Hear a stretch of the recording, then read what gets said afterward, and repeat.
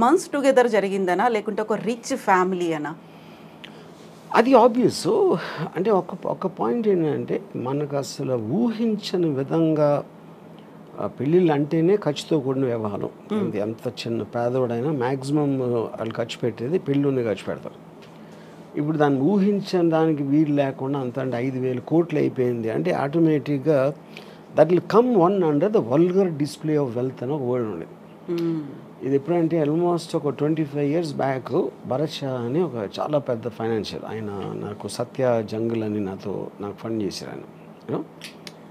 ఆయన ఇంట్లో 25 years back 25 కోట్లు ఖర్చు పెట్టారు ఆయన కొడుకు పెళ్ళికి. యూనో ఇప్పుడు చాలామంది అప్పుడు పేపర్లో కూడా రాసేవారు ఏంటి అసలు ఏమనుకుంటున్నారు పెళ్ళికి ఎంత ఖర్చు పెట్టడం అంటే ఎలా ఉంటుందంటే మీ పేదరికాన్ని ఎత్తి చూపినట్టు ఉంటుంది. మీకు మామూలుగా ఆయనకి ఎన్ని లక్షల కోట్లు బిజినెస్లు ఉన్నాయా లేకపోతే టర్న్ ఓవర్ ఉందా అనేది ఎవరికి అర్థం కాదు. రిలయన్స్ అంటున్నా జియో ఇది ఆయన ముఖేష్ అంబానీ గారు ఉన్న బిజినెస్ ఆస్పెక్ట్ ఏవైతే ఉన్నాయో దానికి సంబంధించిన టర్న్ ఓవరు ఆ స్టాక్ మార్కెట్లో వాల్యూ ఏంటి ఆయన రిచెస్ట్ మ్యానా అనేది ఎవరికి అర్థం కాదు. అది that's two high the figures. పెళ్ళికి ఎంత ఖర్చు పెడుతున్నారు అనేది అప్పుడు మనం కూడా పెళ్లి చేస్తాం. మనం బిజినెస్ నడపట్లేదు కదా, మనకు తెలియదు, మన కంపారిజన్ ఉండదు.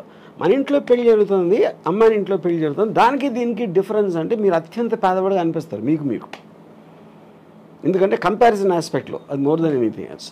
సో నేను చూసిన అంటే భరత్ షా కొడుకు పెళ్ళి ఒకటి, దాని తర్వాత ఒక 10 years దాని తర్వాత సుబ్రతో రాయ్ సారా శ్రీ ఇంట్లో పెళ్ళింది. యూనో అఫ్ కోర్స్ ఇది ద బాప్ ఆఫ్ ఆల్ మ్యారేజెస్. యూనో అప్పుడు కూడా విచిత్రంగా ఏం చెప్పేవారు అంటే ఇప్పుడు నాకు తెలిసిన ఒక ఆవిడ షీ మేక్స్ క్యాండిల్స్. సో సారాశ్రీ పెళ్ళి విషయంలో 3 కోట్లు తన ఒక్క బిల్లు వచ్చింది. క్యాండిల్స్ కూడా తను ఒక్కదే చేయాలి, చాలామంది చేశారు.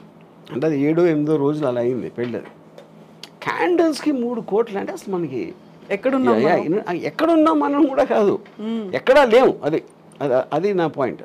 సో ఇప్పుడు ఏంటంటే వల్గర్ డిస్ప్లే ఆఫ్ వెల్త్ అనేది ఆ టర్మ్ ఎప్పటి నుంచో ఉంది. It's not a new term.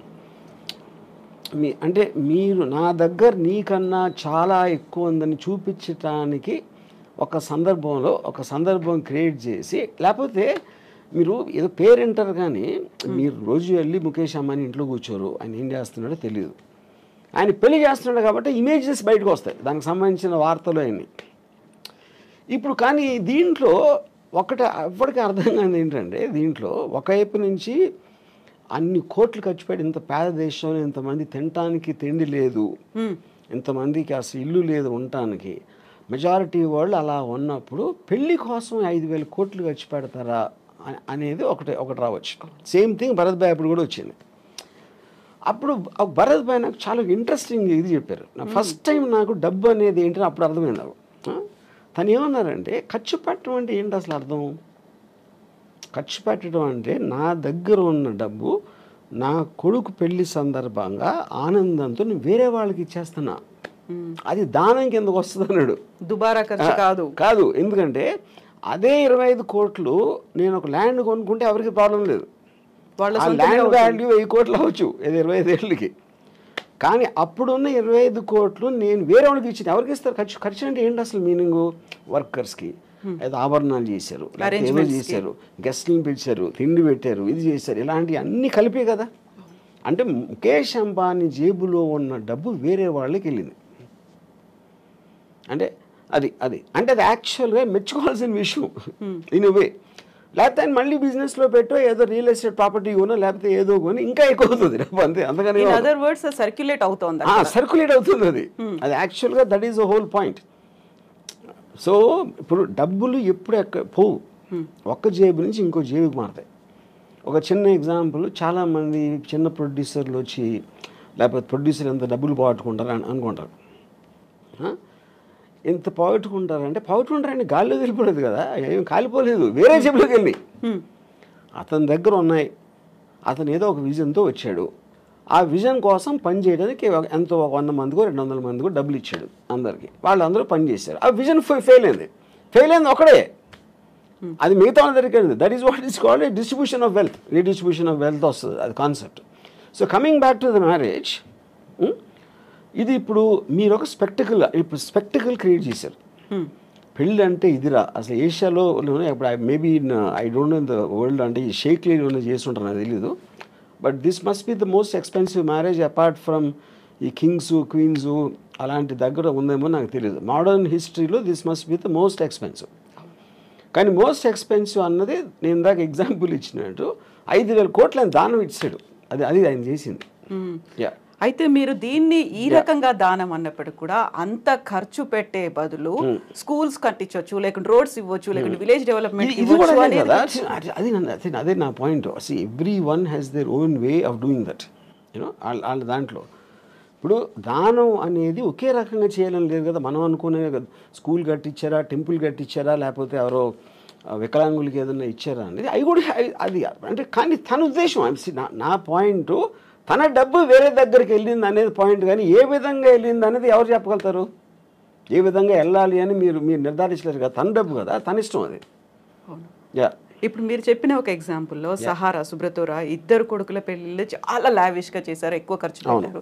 చివరికి ఆయన చనిపోయిన తర్వాత ఆ ఇద్దరు రాలేదు అనేటువంటి వార్తలు కూడా వచ్చాయి. ఇది ఇప్పుడు ఇక్కడ ఈ ఆస్పెక్ట్లో ఒకటి చెప్తాను నేను. పెళ్ళి అనేది ఒక ఈవెంట్, ఒక ఫెస్టివల్ లాంటిది. దట్ ఇప్పుడు చాలాసార్లు మీరు 3 రోజులు పెళ్ళిళ్ళు చేసుకుని సంగీతం ఇది అది అని మేము మామూలు వాళ్ళు చెప్తున్నాం.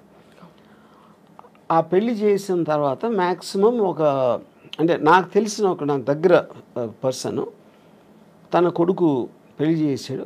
ఈ spent a lot of money, అంటే that is the greatest event అని తను ఫీల్ అయ్యాడు.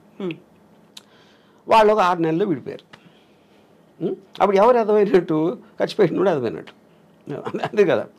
యూనో ఇప్పుడు ఇక్కడేంటి, ఒక పాయింట్ ఏమో చాలా ఘనంగా చెయ్యాలి అని వాళ్ళ ఐడెంటిటీ కోసం, లేకపోతే వాళ్ళు ఫెయిల్యూర్గా ఫీల్ అయిపోతారు. ఇది పేరెంట్స్ చాలా ఘనంగా చేయలేకపోతే పెళ్ళి, దానికోసం ఎంతో కష్టపడి అప్పు సప్పు ఏదో లేకపోతే వాళ్ళ ఆస్తులు అమ్ముకుని చేస్తారు. కానీ ఆ రోజు అయిపోయిన తర్వాత నెక్స్ట్ డే రేపు మీరు ఆ పెళ్ళి అలంకారాలను అయిపోయి మామూలు మనుషులే కదా మళ్ళీ వాళ్ళు కొన్ని గొడవలు మామూలే.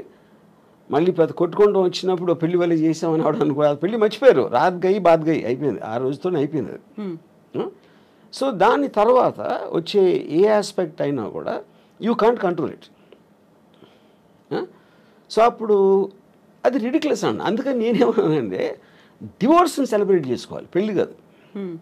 ఎందుకంటే పెళ్ళి అనేది మీరు ఒక అన్నోన్ టెరిటరీలోకి వెళ్తున్నారు. అంటే ఆల్మోస్ట్ జైలు లాంటిది, అది నిబంధనలు ఉంటాయి. మీరు అంతకుముందు అంత ఫ్రీగా ఉండలేరు. అంతకుముందు ఉన్నది అన్నీ తనేమనుకుంటుంది, ఆడేమనుకుంటాడు, వాళ్ళ అత్తమామలు ఏమనుకుంటారు, ఇలాంటి రకరకాల ఆస్పెక్ట్స్లో మీకు ఒక ప్రెషర్ బిల్డప్ అయ్యి ఒకసారి డివోర్స్ అయిపోతుంది. డివోర్స్ అయినప్పుడు ఏంటి, మీరు మళ్ళీ జైలు నుంచి బయటకు వచ్చేసినట్టు. That is more cause for celebration అంటే. ఇది ఒక స్టూపిడ్గా పెళ్ళిని సెలబ్రేట్ చేసుకుంటారు అందరూ. పెళ్ళి అనేది చాలా అంటే అవునా కాదా, పాము కాటేస్తుందా ఇదా అని అంత టెన్షన్తో వెళ్ళాలి. కానీ దాన్ని సెలబ్రేట్ చేసే అంత ఎస్పెక్ట్ లేదు. ఎస్పెషలీ మీరు డివోర్స్ రేట్ ఎంత పెరిగిపోతున్న రోజుల్లో, ఆల్మోస్ట్ 60-70% వెళ్తుందని మొన్న ఎవరు చెప్పారు నాకు. So which means the institution it self is failing.